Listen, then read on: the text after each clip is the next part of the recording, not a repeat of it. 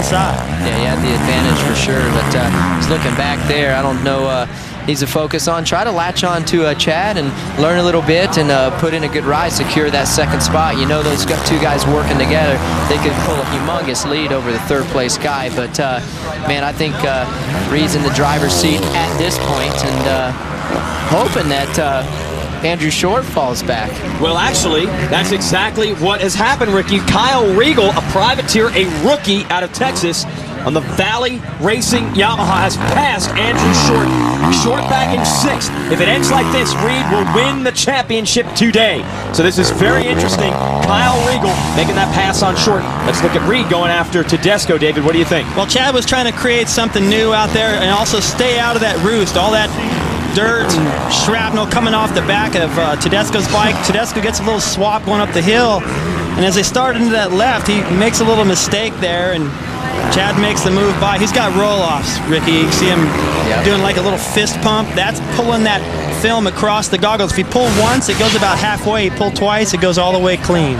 So that's basically unlimited vision, but Ricky, tell us the downside. The roll-offs are great because you can just keep pulling as the race goes on, but you have a very, very small window with the film. Right, you have maybe, what, 3/4 of an inch tall strip all the way across, or half-inch, probably 3/4 inch tall strip across the whole lens of your goggle, and it makes it very hard to see. So Reed is looking at 3/4 of an inch tall window. That's it. Well, that's you know, if I knew it was going to be a mud race, or there was a good chance of it, and occasionally, even if it wasn't going to be, I would drive. That's Matt Gerke was great third in the first moto today.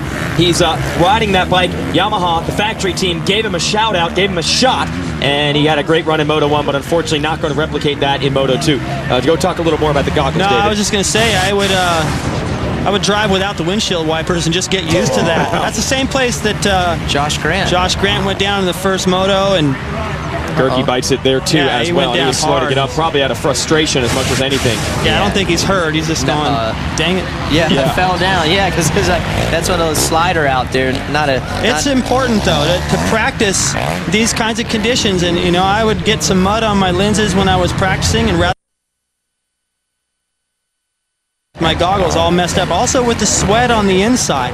You think, oh, it's raining, it's cooling these guys off. No, they are on fire, and all that sweat comes off your eyebrows and everything and runs onto the inside of the goggle lens, and you can't see, and there's no tear off for that. So these guys are dealing with, I mean, trying to see where they're going, and it's amazing they can do what they do in these lousy conditions. This is my favorite conditions right here, man. I mean, favorite conditions to ride in. Tiffany's got a special guest who should be in this race. Tiffany?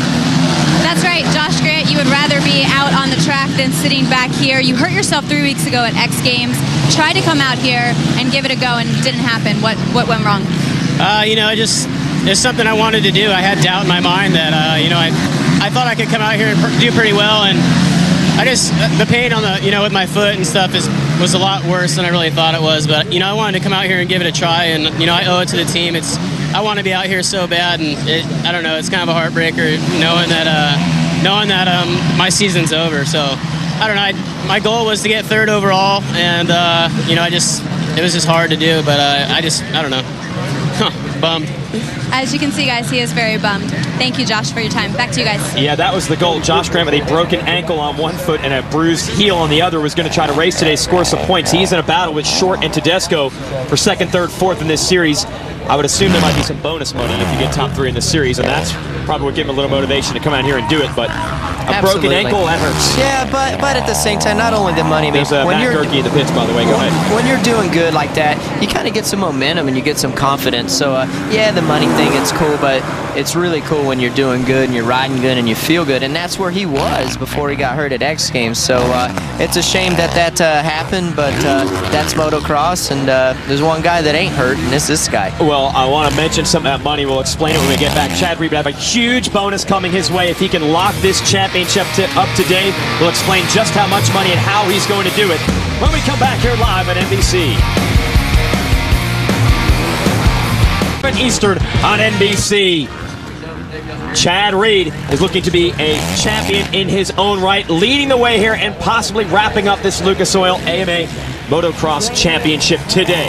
Now, there's a lot of big things going on the track and off. If you want to watch this action, Jamie Bestwick has found the best seat in the house. Let's check out Monster's VIP section. Energy stage in Budds Creek, Maryland. If you want to see the motocross action, this is the best place to be. We have the Monster Energy drinks. We have the Monster Energy crowd. This is the best spot. You want an autograph? We got them. You want live DJs, great music? It's all here. But they have one extra spot that you just got to check out.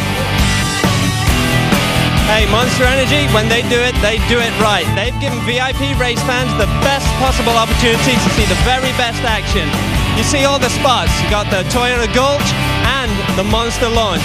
If you're a VIP, there's no better place in Budds Creek to watch the racing.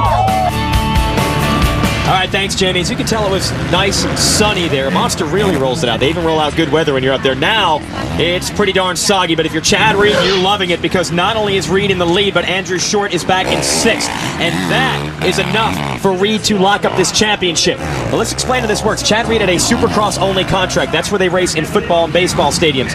As we watch Ivan Tedesco and Tommy Hahn battling for 2nd and 3rd. Man, Hahn's doing everything he can to get around Tedesco. I got to give it up to Hahn. He's put in some really, really good rides, and man, it's contract time. And you know, as you were saying earlier, man, these guys want they want to ride for next year, and they're out there fighting. So pretty cool. Yeah, Tommy Hahn is not a full factory rider. That's Tedesco right there on the Honda. He's got everything he needs, and if he wants a different clutch lever, Honda will come out to the next test with 6 or 7 of them, bent slightly different, machine special. You know, Hahn is on the next tier down team. Looks like he's going to make this move.